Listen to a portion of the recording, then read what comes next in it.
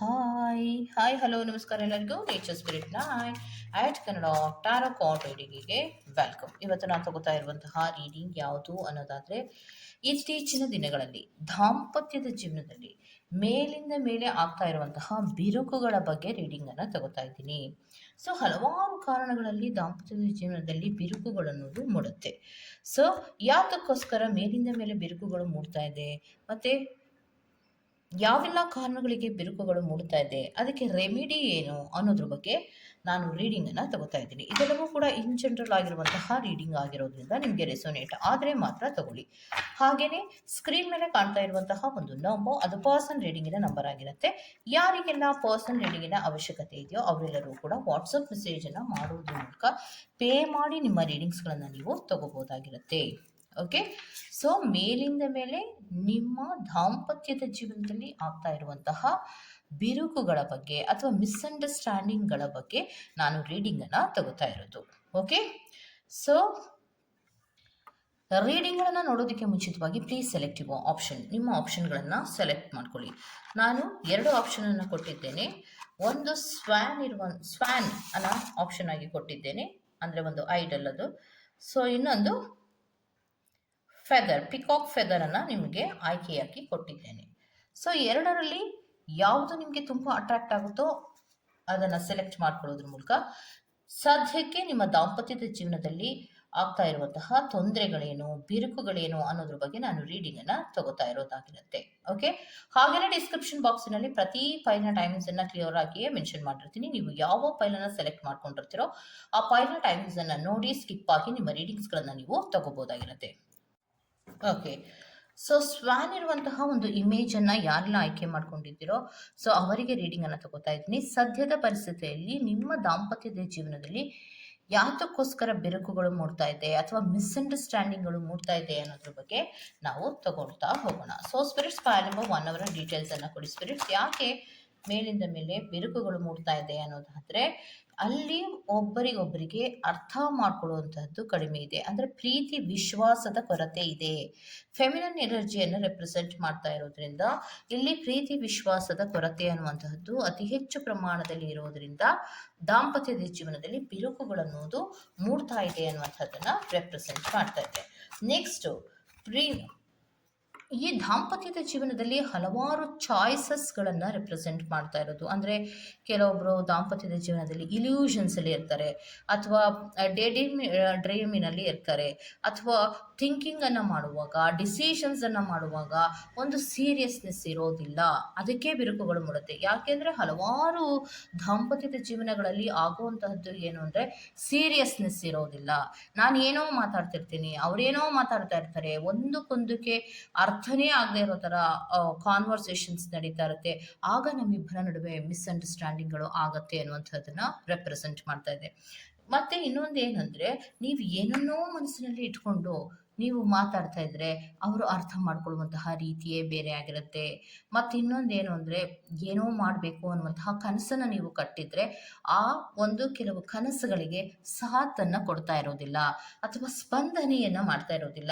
So ಅಂತಹ ಕೆಲವೊಂದು ವಿಚಾರಗಳಲ್ಲಿ ನಿಮ್ಮಿಬ್ಬರಲ್ಲಿಯೂ ಕೂಡ ಬಿರುಕುಗಳು ಮೂಡ್ತಾ ಇದೆ ಅನ್ನುವಂಥದ್ದನ್ನ ರೆಪ್ರೆಸೆಂಟ್ ಮಾಡ್ತಾ ಇದೆ. ಫಸ್ಟ್ ಆಫ್ ಆಲ್ ನಿಮಗೆ ಪ್ರೀತಿಯ ಕೊರತೆ, ಮತ್ತೆ ಇಬ್ಬರಲ್ಲಿಯೂ ಕೂಡ ಅಂಡರ್ಸ್ಟ್ಯಾಂಡಿಂಗ್ಗಳ ಕೊರತೆ ಜಾಸ್ತಿ ಇರೋದ್ರಿಂದ ಬಿರುಕುಗಳು ಮೂಡ್ತಾ ಇರೋದು.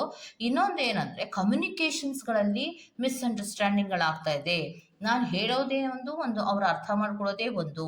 ಸೊ ಪ್ರೀತಿಯ ಕೊರತೆಯ ಜೊತೆಗೆ ಮಿಸ್ಅಂಡರ್ಸ್ಟ್ಯಾಂಡಿಂಗ್ಗಳು ಕೂಡ ಆಗ್ತಾ ಇರೋದ್ರಿಂದ ದಾಂಪತ್ಯದ ಜೀವನದಲ್ಲಿ ಮೇಲಿಂದ ಮೇಲೆ ಬಿರುಕುಗಳು ಮೂಡ್ತಾ ಇದೆ ಅನ್ನುವಂಥದ್ದನ್ನ ರೆಪ್ರೆಸೆಂಟ್ ಮಾಡ್ತಾ ಇದೆ.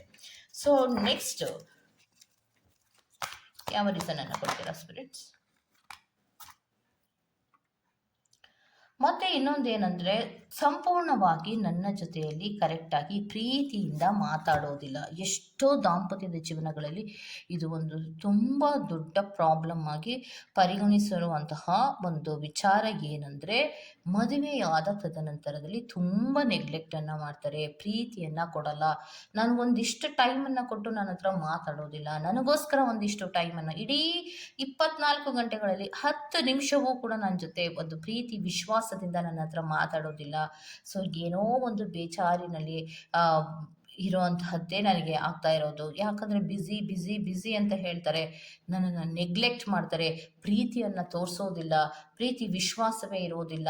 ಸೊ ಮಾತು ಕೂಡ ಸರಿಯಾಗಿ ಆಡೋದಿಲ್ಲ. ಸೊ ಅದಕ್ಕೋಸ್ಕರವಾಗಿ ನಮ್ಮ ದಾಂಪತ್ಯದ ಜೀವನದಲ್ಲಿ ಬಿರುಕುಗಳನ್ನೋದು ಮೂಡ್ತಾ ಇದೆ. ಮೊದಲನೇದು ಪ್ರೀತಿ ವಿಶ್ವಾಸದ ಕೊರತೆ. ಇನ್ನೊಂದು ಕಮ್ಯುನಿಕೇಷನ್ಸನ್ನು ಕರೆಕ್ಟಾಗಿ ಮಾಡೋದಿಲ್ಲ. ಹೇಳೋದನ್ನು ಕರೆಕ್ಟಾಗಿ ಕೇಳಿಸ್ಕೊಳ್ಳೋದಿಲ್ಲ. ಕೇಳಿಸ್ಕೊಂಡು ಕರೆಕ್ಟಾಗಿ ಮಾತಾಡೋದಿಲ್ಲ. ಯಾವುದೇ ವಿಚಾರದಲ್ಲಿಯೂ ಡಿಸಿಷನ್ಸನ್ನು ಕರೆಕ್ಟಾಗಿ ಮಾಡೋದಿಲ್ಲ ಅನ್ನುವಂತಹದ್ದು ಒಂದಾದರೆ, ಇನ್ನೊಂದು ನಿಮ್ಮ ಜೊತೆಯಲ್ಲಿ ಪ್ರೀತಿಯಿಂದ ಮಾತಾಡೋದೇ ಕಡಿಮೆ. ಅವರು ಸ್ಪಂದನೆಯೇ ಮಾಡ್ತಾ ಇಲ್ಲ. ಸೊ ಅದಕ್ಕೋಸ್ಕರವಾಗಿ ದಾಂಪತ್ಯದ ಜೀವನದಲ್ಲಿ ಹೆಚ್ಚು ಬಿರುಕುಗಳು ಅನ್ನೋದು ಮೂಡ್ತಾ ಇದೆ ಅನ್ನುವಂಥದ್ದನ್ನು ರೆಪ್ರೆಸೆಂಟ್ ಮಾಡ್ತಾ ಇದೆ. ಸೊ ನೆಕ್ಸ್ಟ್ ಕಾರ್ಡಿನಲ್ಲಿ ಏನು ಬರ್ತಾ ಇದೆ ಅನ್ನೋದಾದರೆ, ಎಲ್ಲವನ್ನ ಫೋಕಸ್ ಮಾಡುವಂಥದ್ದು. ಅಂದರೆ ದಾಂಪತ್ಯದ ಜೀವನದಲ್ಲಿ ಡಿಸಿಪ್ಲಿನ್ ಅನ್ನೋದು ಮುಖ್ಯ ಅಂತ ಹೇಳೋದ್ರ ಜೊತೆಗೆ ಒಂದು ಸ್ಟ್ರಕ್ಚರ್ ಪ್ಲಾನ್ ಅನ್ನು ಮಾಡಬೇಕು. ಇದರ ಕ್ಲಾರಿಫಿಕೇಶನ್ ಕಾರ್ಡ್ ಅನ್ನು ಕೊಡಿ ಸ್ಪಿರಿಟ್ಸ್. ಎಂಪರರ್ ಕಾರ್ಡಿನ ಕ್ಲಾರಿಫಿಕೇಶನ್ ಕಾರ್ಡ್ ಅನ್ನು ಕೊಡಿ ಸ್ಪಿರಿಟ್ಸ್. ಅವಾರ್ಡ್ಗೇಟ್. ಸೊ ಎಂಪರರ್ ಕಾರ್ಡಿನ ಕ್ಲಾರಿಫಿಕೇಶನ್ ಕಾರ್ಡ್ ಏನು ಅಂದರೆ, ನಾನೆಲ್ಲ ಮಾಡ್ತಾ ಇರೋದು ಮನೆಗೋಸ್ಕರ. ನಾನು ಏನೇ ಒಂದು ಡಿಸಿಪ್ಲಿನ್ ಆಗಿರೋದು ಮನೆಗೋಸ್ಕರ.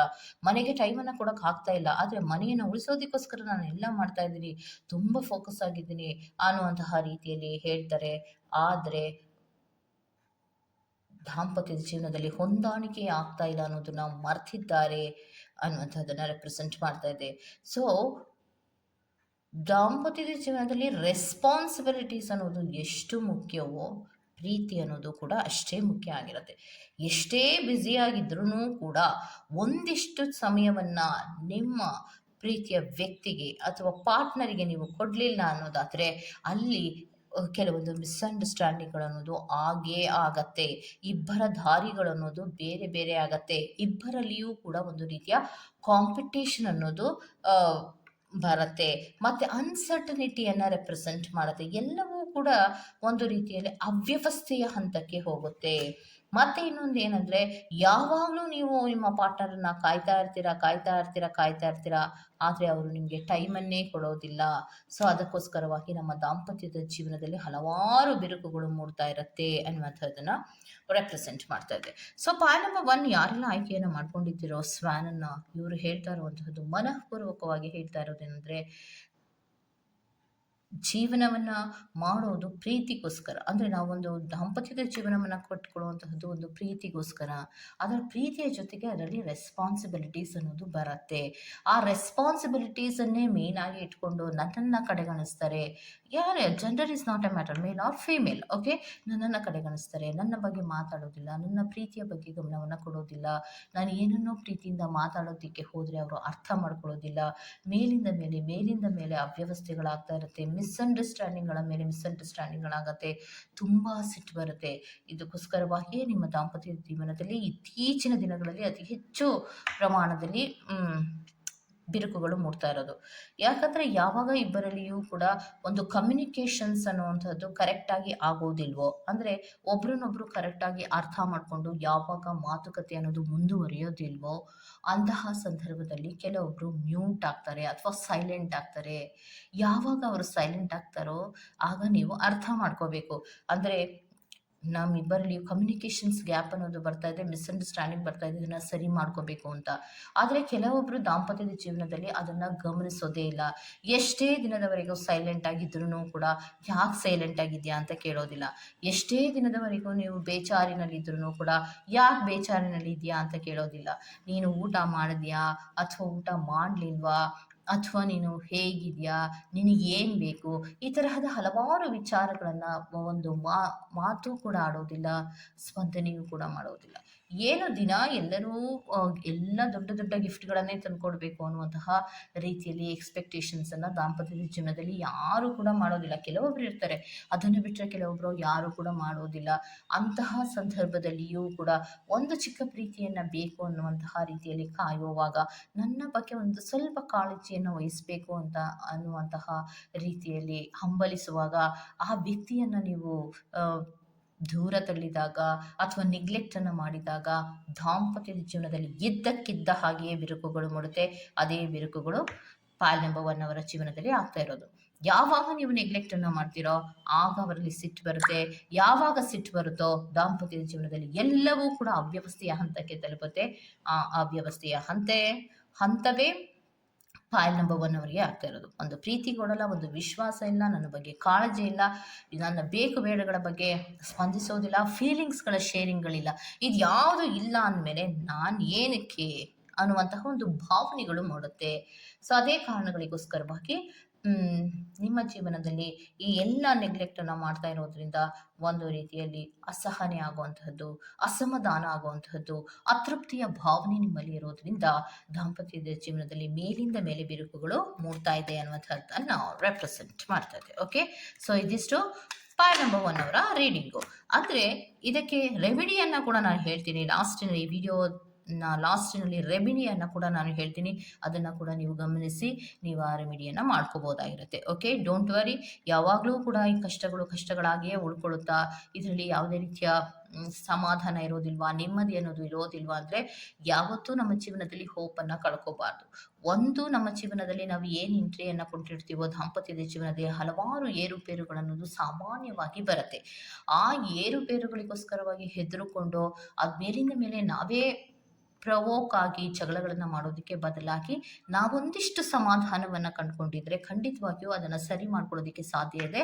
ಮತ್ತು ಅದಕ್ಕೆ ರೆಮಿಡಿ ಏನು ಅನ್ನೋದನ್ನು ಕೂಡ ನಾನು ಈ ವಿಡಿಯೋ ಲಾಸ್ಟಿನಲ್ಲಿ ಹೇಳ್ತೀನಿ. Okay, go to the next file number 2. File number 2 ಯಾರನ್ನ ಆಯ್ಕೆಯನ್ನು ಮಾಡ್ಕೊಂಡಿದ್ದೀರೋ, ಸೊ ಅದು ಪಿಕಾಕ್ ಫೆದರನ್ನು ಆಯ್ಕೆ ಮಾಡ್ಕೊಂಡಿದ್ದೀರಾ.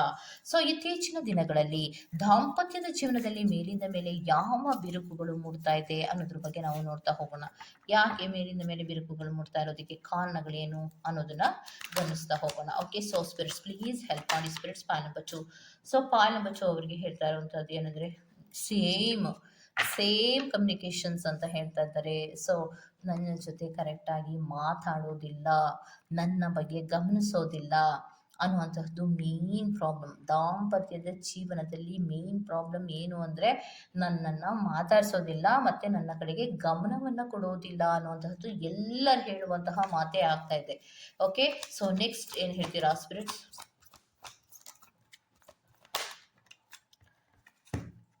ನೆಕ್ಸ್ಟ್ ಏನು ಹೇಳ್ತಾ ಇದ್ದಾರೆ ಅಂದರೆ ಎಕ್ಸೈಟ್ಮೆಂಟ್ ಅನ್ನೋದು ಇಲ್ಲ, ಒಂದು ಫ್ರೆಶ್ನೆಸ್ ಫೀಲ್ ಆಗುವಂಥದ್ದಿಲ್ಲ, ತುಂಬ ಬೋರ್ ಆಗ್ತಾ ಇರುತ್ತೆ. ಮತ್ತು ಇನ್ನೊಂದು ಏನಂದರೆ ಜೀವನದಲ್ಲಿ ಯಾವಾಗ ಬೋರ್ ಅನ್ನೋದು ಶುರು ಆಗುತ್ತೋ ಅಂತಹ ಕೆಲವೊಂದು ವಿಚಾರಗಳಲ್ಲಿ ಯಾವುದೇ ರೀತಿಯ ಆಸಕ್ತಿ ಅನ್ನುವಂಥದ್ದು ಇರೋದಿಲ್ಲ. ಆಸಕ್ತಿಯ ಕೊರತೆ ದಾಂಪತ್ಯದ ಜೀವನದಲ್ಲಿ ತುಂಬ ಜಾಸ್ತಿ ಇರುತ್ತೆ. ಅದಕ್ಕೋಸ್ಕರವಾಗಿ ಮಿಸ್ಅಂಡರ್ಸ್ಟ್ಯಾಂಡಿಂಗ್ಗಳನ್ನೋದು ಬರುತ್ತೆ ಅನ್ನೋದನ್ನು ಹೇಳ್ತಾ ಇದ್ದಾರೆ. ಸಾರಿ, ಯಾಕಂದರೆ ಈ ಕಾರ್ಡು ಶಫ್ಲಿಂಗಲ್ಲಿ ಬಂದದ್ದಲ್ಲ, ಇಲ್ಲೆಲ್ಲೋ ಸ್ಲಿಪ್ ಆಗಿ ಬಂದದ್ದು. ಓಕೆ, ಸೊ ಮತ್ತಿನ್ಯಾವ ಕಾರ್ಡನ್ನು ಕೊಡ್ತೀರಾ ಸ್ಪಿರಿಟ್ಸ್? ಓಕೆ, ದಾಂಪತ್ಯದ ಜೀವನದಲ್ಲಿ ಮತ್ತಿನ್ಯಾವ ಬಿರುಕುಗಳು ಮೂಡ್ತಾ ಇದೆ ಅಂದರೆ ನನಗೆ ತುಂಬ ಸುಳ್ಳುಗಳನ್ನು ಹೇಳ್ತಾರೆ. ತುಂಬ ಇತ್ತೀಚಿನ ದಿನಗಳಲ್ಲಿ ತುಂಬ ಸುಳ್ಳನ್ನು ಹೇಳುವಂತಹದ್ದು. ಮತ್ತು ಇನ್ನೊಂದು ಒಂದು ರೀತಿಯಲ್ಲಿ ಸ್ನೇಕಿ ಬಿಹೇವಿಯರ್, ಅಂದರೆ ಒಂದು ರೀತಿ ಇದ್ದ ಹಾಗೆ ಒಂದು ರೀತಿ ಇರೋದಿಲ್ಲ. ಸುಳ್ಳುಗಳ ಮೇಲೆ ಸುಳ್ಳುಗಳನ್ನು ಹೇಳುವಂಥದ್ದು. ನನಗೇ ಮೋಸ ಮಾಡ್ತಾರಲ್ಲ, ನಾನು ಈ ಮನೆಗೋಸ್ಕರ ಕಷ್ಟವನ್ನು ಪಡ್ತಾ ಇದ್ದರೆ ಅಥವಾ ನಾನು ದಾಂಪತ್ಯದ ಜೀವನಕ್ಕೋಸ್ಕರ ಕಷ್ಟವನ್ನು ಪಡ್ತಾ ಇದ್ದರೆ ಇವರು ನನಗೆ ಸುಳ್ಳು ಹೇಳ್ಕೊಂಡು ಜೀವನವನ್ನು ಮಾಡ್ತಾರಲ್ಲ, ಅದು ನನಗೆ ತುಂಬ ಬೇಜಾರಾಗ್ತಾ ಇದೆ ಅನ್ನುವಂತಹದ್ದು. ಇದು ಕೂಡ ಬಿರುಕುಗಳಿಗೆ ಕಾರಣ ಆಗುತ್ತೆ. ಯಾಕಂದರೆ ಮೇಲಿಂದ ಮೇಲೆ ಒಬ್ಬ ವ್ಯಕ್ತಿ, ಪಾರ್ಟ್ನರ್ ಅನ್ನುವಂತಹ ವ್ಯಕ್ತಿ ಯಾವಾಗ ಸುಳ್ಳುಗಳನ್ನು ಹೇಳ್ತಾರೋ ಅಂತಹ ಸಂದರ್ಭದಲ್ಲಿ ಆ ವ್ಯಕ್ತಿಯ ಮೇಲೆ ಸಿಟ್ಟು ಅನ್ನುವಂಥದ್ದು ಸಾಮಾನ್ಯವಾಗಿ ಬರುತ್ತೆ. ಅಂತಹದ್ದೇ ಒಂದು ರೀತಿಯಲ್ಲಿ. ಓಕೆ, ಇನ್ನೊಂದು ಕನ್ನಿಂಗ್ ಬಿಹೇವಿಯರನ್ನು ರೆಪ್ರೆಸೆಂಟ್ ಮಾಡ್ತಾ ಇದೆ. ಪಾರ್ಟ್ನರ್ನ ವಿಚಾರದಲ್ಲಿ ಬಂದಾಗ ಒಂದು ಪ್ರಾಮಾಣಿಕತೆ ಏನೋ ಒಂದು ಇರೋದಿಲ್ಲ. ಎಲ್ಲ ವಿಚಾರಗಳಲ್ಲೂ ಸುಳ್ಳು ಹೇಳ್ತಾ ಬರ್ತಾರೆ. ಏನನ್ನೋ ಮಾಡಿ ಅಂತ ಹೇಳಿದ್ರೆ ಅದಕ್ಕೆ ಇನ್ನೊಂದಷ್ಟು ಸುಳ್ಳುಗಳನ್ನು ಹೇಳಿ ಆ ಕೆಲಸಗಳನ್ನು ಮಾಡೋದೇ ಇಲ್ಲ. ಈ ತರಹದ ಹಲವಾರು ಸಮಸ್ಯೆಗಳಿಂದ ಬಳಲ್ತಾ ಇರುವಂತಹ ಸಾಧ್ಯತೆಗಳಿದೆ ಅನ್ನುವಂಥದ್ದನ್ನು ರೆಪ್ರೆಸೆಂಟ್ ಮಾಡ್ತಾ ಇದೆ. ಸೊ ಸ್ಪಿರಿಟ್ಸ್ ಪ್ಲೀಸ್ ಹೆಲ್ಪ್ ಮಾಡಿ. ನೆಕ್ಸ್ಟ್ ಏನಿದೆ ಬಿರುಕುಗಳಿಗೆ ಕಾರಣ, ದಾಂಪತ್ಯದ ಜೀವನದಲ್ಲಿ ಬಿರುಕುಗಳಿಗೆ ಕಾರಣ ಏನಿದೆ ಸ್ಪಿರಿಟ್ಸ್? ಓಕೆ,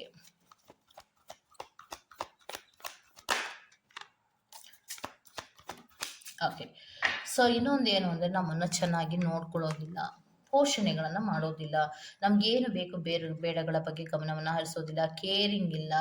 ಮತ್ತು ಇನ್ನೊಂದೇನೆಂದರೆ ಒಂದು ಲಕ್ಸುರಿ ಆದಂತಹ ಲೈಫ್ ಇಲ್ಲ. ಲಕ್ಸುರಿ ಆದಂತಹ ಲೈಫ್ ಒಂದು ಪ್ರಾಬ್ಲಮ್ಮ ಅನ್ನೋದಾದರೆ, ಲಕ್ಸುರಿ ಆದಂತಹ ಲೈಫ್ ಒಂದು ಪ್ರಾಬ್ಲಮ್ ಅಲ್ಲದೆ ಇದ್ರೂ ಅವಶ್ಯಕತೆಗಳು ಏನೇನಿರುತ್ತೋ, ಅಗತ್ಯಗಳು ಏನೇನಿರುತ್ತೋ, ಆಸೆಗಳು ಏನೇನಿರುತ್ತೋ, ಕೆಲವೊಂದು ಲಿಮಿಟೇಷನ್ ಆಸೆಗಳು ಅನ್ನುವಂಥದ್ದು ಏನೇನಿರುತ್ತೋ ಅದನ್ನು ಪೂರೈಸಲೇಬೇಕಾಗತ್ತೆ. ಪಾರ್ಟ್ನರ್ ಅಂದ ಮೇಲೆ ಅವರ ಆಸೆಗಳೆಲ್ಲವನ್ನ ಕೂಡ ಈಡೇರಿಸೋದಕ್ಕೆ ಆಗಲಿಲ್ಲ ಅಂದ್ರೂ ಅಷ್ಟರ ಮಟ್ಟಿಗಾದರೂ ಒಂದು ಮಟ್ಟಿಗಾದರೂ ಕೂಡ ಅವರು ರೀಚ್ ಮಾಡಬೇಕಾಗತ್ತೆ. ಆದರೆ ಅವರು ಒಂದು ಮಟ್ಟಿಗೂ ಕೂಡ ರೀಚನ್ನು ಮಾಡೋದಿಲ್ಲ, ಪೋಷಣೆಗಳನ್ನು ಮಾಡೋದಿಲ್ಲ, ಮನೆಯ ಕಡೆಗೆ ಗಮನವನ್ನು ಕೊಡೋದಿಲ್ಲ, ಮತ್ತು ಇನ್ನೊಂದೇನು ಕೇರಿಂಗ್ ಇರೋದಿಲ್ಲ, ಮತ್ತು ರೆಸ್ಪಾನ್ಸಿಬಿಲಿಟೀಸ್ ಇರೋದಿಲ್ಲ. ಯಾವಾಗಲೂ ಕೂಡ ನನಗೆ ಸಮಸ್ಯೆ ಸಮಸ್ಯೆ ಸಮಸ್ಯೆ, ಆರ್ಥಿಕ ಸಮಸ್ಯೆ, ಹಣಕಾಸಿನ ಸಮಸ್ಯೆ ಅಂತಲೇ ಇರ್ತಾರೆ. ಇದು ನನಗೆ ಸಾಕಾಗಿದೆ, ಜೀವನವೇ ಸಾಕಾಗಿದೆ ಅನ್ನುವಂತಹ ಒಂದು ಆ, ಆಲೋಚನೆಗೆ ಬರುವಂಥದ್ದು. ಯಾಕಂದರೆ ಜೀವನದಲ್ಲಿ ಅಡ್ಜಸ್ಟ್ಮೆಂಟೇ ಜೀವನವ ಆಗ್ಬಿಡ್ಬೇಕಾ, ಅಥವಾ ಅದರ ಬಗ್ಗೆ ಗಮನವನ್ನು ಕೊಟ್ಟು ಅದನ್ನು ಸಾಲ್ವ್ ಮಾಡ್ಕೋಬೋದಲ್ವಾ ಅನ್ನುವಂಥದ್ದು ನಿಮ್ಮ ಯೋಚನೆ. ಯಾಕಂದರೆ ಹಲವಾರು ಜನರು ಏನು ಹೇಳ್ತಾರೆ ಅಂದರೆ ಜೀವನವನ್ನು ಅಡ್ಜಸ್ಟ್ ಮಾಡಿಕೊಂಡೇ ಹೋಗಬೇಕು.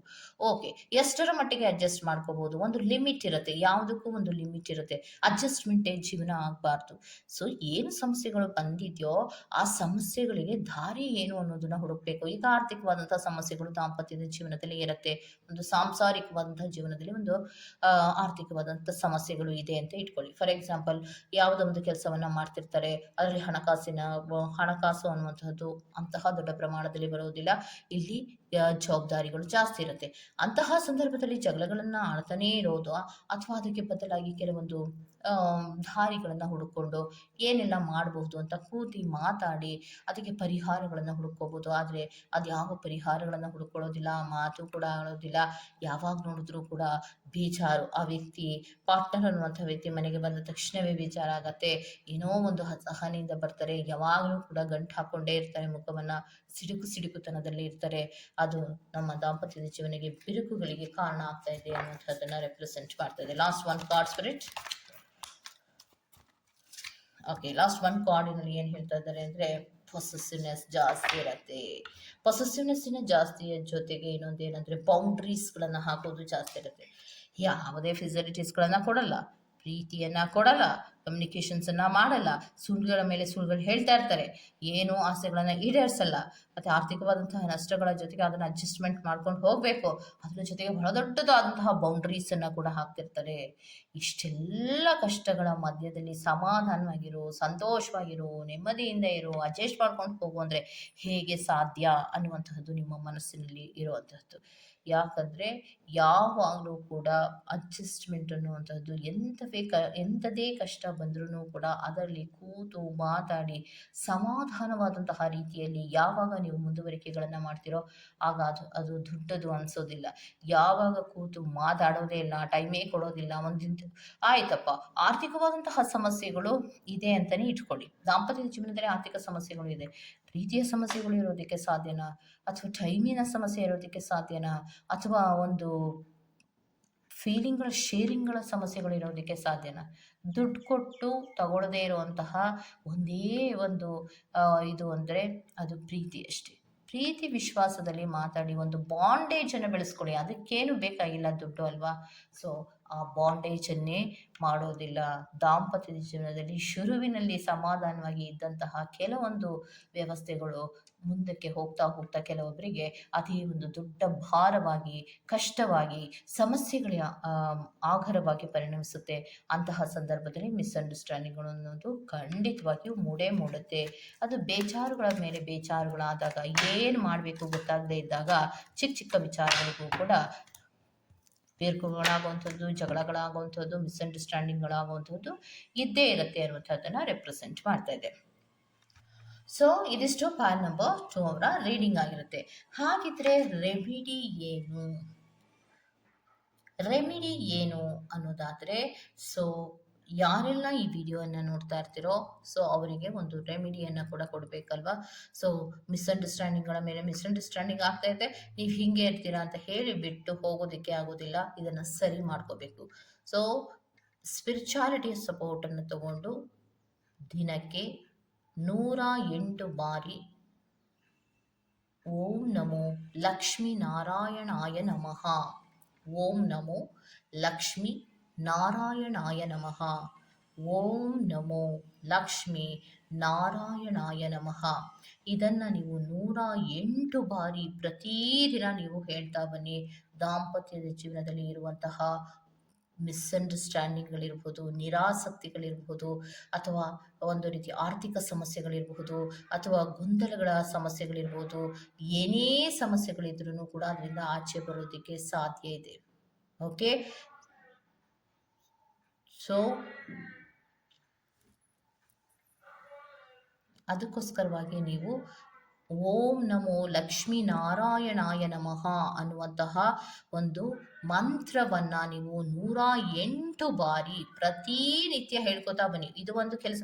ಹೀಗೆ ಬೇರೆಲ್ಲ ಕೆಲಸಗಳನ್ನು ಮಾಡ್ತೀರಲ್ವ, ನಿಮ್ಮ ಮನೆ ಕೆಲಸದ ಜೊತೆಗೆ ಎಲ್ಲ ಕೆಲಸಗಳು, ಕ್ಲೀನಿಂಗ್ ಕೆಲಸಗಳು, ಅಡುಗೆ ಕೆಲಸಗಳು, ತಿಂಡಿ ಕೆಲಸಗಳು, ಏನೆಲ್ಲ ಮಾಡ್ತೀರಲ್ವಾ, ಅದರ ಜೊತೆಗೆ ಇದನ್ನೂ ಕೂಡ ಮಾಡಲೇಬೇಕು ಅನ್ನುವಂತಹ ರೀತಿಯಲ್ಲಿ ಮಾಡ್ತಾ ಬನ್ನಿ. ನೀವು ಒಂದಿಷ್ಟು ದಿನಗಳ ಕಾಲದವರೆಗೆ ಮಾಡಿದ ತದನಂತರದಲ್ಲಿ ಇದರಲ್ಲಿ ರಿಸಲ್ಟ್ ಅನ್ನೋದು ಖಂಡಿತವಾಗಿಯೂ ಬರುತ್ತೆ. ಆ ದಾಂಪತ್ಯದ ಜೀವನಕ್ಕೆ ಸಂಬಂಧಪಟ್ಟಂತೆ ಬ್ರಹ್ಮಾಂಡವೇ ಮೆಚ್ಚುವಂತಹ ಒಂದು ದಂಪತಿಗಳಾದಂತಹ ಶ್ರೀ ಲಕ್ಷ್ಮೀ ನಾರಾಯಣರವರು ನಿಮ್ಮ ದಾಂಪತ್ಯದ ಜೀವನವನ್ನು ಸರಿ ಮಾಡಿಕೊಡ್ತಾರೆ. ಓಕೆ, ಸೊ ಅದಕ್ಕೋಸ್ಕರವಾಗಿ ಪ್ರತಿನಿತ್ಯ ನೀವು 108 ಬಾರಿ ಓಂ ನಮೋ ಲಕ್ಷ್ಮೀ ನಾರಾಯಣಾಯ ನಮಃ ಅನ್ನುವಂತಹ ಒಂದು ಮಂತ್ರವನ್ನು ಹೇಳ್ತಾ ಬರೋದರಿಂದ ದಾಂಪತ್ಯದ ಜೀವನದಲ್ಲಿ ಇರುವಂತಹ ಹಲವಾರು ಸಮಸ್ಯೆಗಳು ಕಡಿಮೆ ಆಗ್ತಾ ಬರುತ್ತೆ. ಇದನ್ನ ನೀವು ಪ್ರತಿನಿತ್ಯವೂ ಮಾಡಬೇಕು. ಒಂದು ವಾರ ಮಾಡಿದೆ, ಬೇಜಾರಾಯ್ತು, ಏನು ಸರಿ ಹೋಗ್ಲಿಲ್ಲ, ಅದ್ರ ಪಾಡಿಗೆ ಅದು ಜಗಳ ಆಗ್ತಾ ಇದೆ ಅಂತ ಬಿಟ್ಟು ಬಿಡೋದಲ್ಲ. ನೀವು ಆ ಮಂತ್ರಗಳನ್ನ ಹೇಳೋವಾಗ ನೀವು ಏನು ಶುರುವಿನಲ್ಲಿ ಹೇಳ್ತೀರಾ, ಸರಿ ಆಗ್ಬೇಕಪ್ಪ ಅನ್ನುವಂತಹ ರೀತಿಯಲ್ಲಿ ಕೆಲವೊಬ್ರು ಏನ್ ಮಾಡ್ತೀರಾ, ಮಂತ್ರಗಳನ್ನ ಹೇಳೋದಕ್ಕೆ ಶುರು ಮಾಡ್ತೀರಾ.